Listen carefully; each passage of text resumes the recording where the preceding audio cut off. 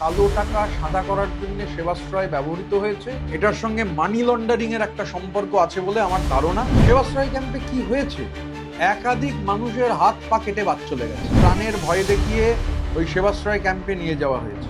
এই যে চোখ দেখাতে বাগরুল বিদেশ যেতে চাইছে, আমি বলছি চোখ দেখা বিদেশ যাওয়ার দরকার কি, সেবাশ্রয় ক্যাম্প আছে। সেবাশ্রয় এই সময়কালের অন্যতম বড় দুর্নীতি। সেবাশ্রয় কোনো ছোটখাটো দুর্নীতি নয়, আর আমি সেটাকে শুধু দুর্নীতির মধ্যে ফেলছি না, এটার সঙ্গে মানি লন্ডারিং এর একটা সম্পর্ক আছে বলে আমার ধারণা। আমি এটা যেখানে জানাবো ঠিক করেছি।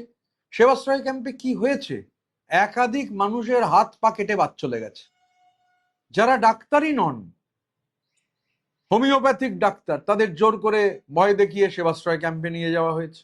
ডাক্তারি পাশ করেননি, গতকাল তো বিধানসভায় এরকম চিঠি পর্যন্ত পড়া হলো যে কি করতে বলা হয়েছে, মানে কেন গেছেন যারা ডাক্তার নন, মানে ডাক্তারি পাশ না করলে তো আর ডাক্তার নন, সেরকম লোককে প্রাণের ভয় দেখিয়ে ওই সেবাশ্রয় ক্যাম্পে নিয়ে যাওয়া হয়েছে। এই যে চোখ দেখাতে বাগরুল বিদেশ যেতে চাইছে, আমি বলছি চোখ দেখার বিদেশ যাওয়ার দরকার কি, সেবাশ্রয় ক্যাম্প আছে তো, সেবাশ্রয় ক্যাম্পে চোখের ট্রিটমেন্ট হোক। এত মানুষের ওনার কল্যাণে হাত পা চলে গেল, আর সরকারি ইনফ্রাস্ট্রাকচার যদি উনি ব্যবহার করতে পারলেন, মুখ্যমন্ত্রী তৎকালীন কেন পারমিশন দিলেন? যে কোনো এমপি চাইলে কি এই পারমিশন পাওয়া যাবে?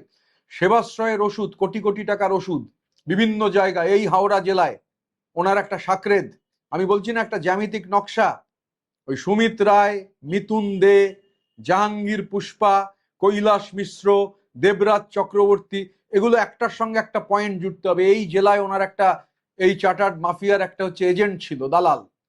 সেই এজেন্ট বিপুল টাকার বিদেশি ওষুধ বালি থেকে উদ্ধার হয়েছে। এই জেলায় বলতে কোন জেলা? হাওড়া জেলায়, মানে হাওড়া গ্রামীণে নয়, ভৌগোলিক হাওড়া জেলায়। গ্রামীণ তো পুলিশ জেলা।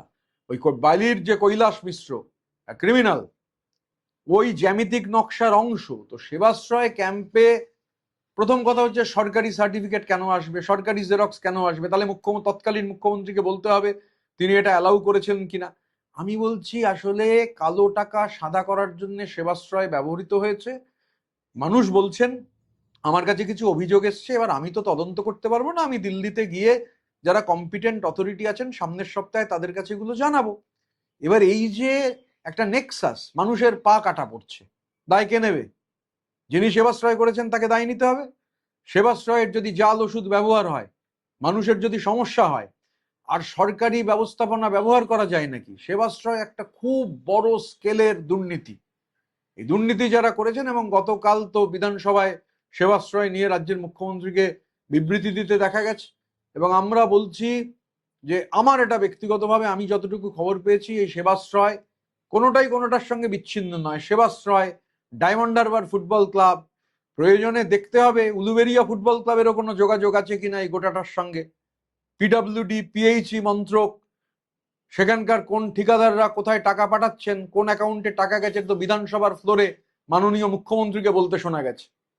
তাহলে সেবাশ্রয়ের সঙ্গে ডায়মন্ড হারবার ফুটবল ক্লাব, এই তো আমি বসে আছি উলুবেরিয়ায়, আমার কেন্দ্রে উলুবেরিয়া পূর্বতে, উলুবেরিয়া ফুটবল ক্লাব, তার সঙ্গে পিএইচই, পিডব্লিউডি, নানান ধরনের যে নেক্সাস, অনেক নাম আছে।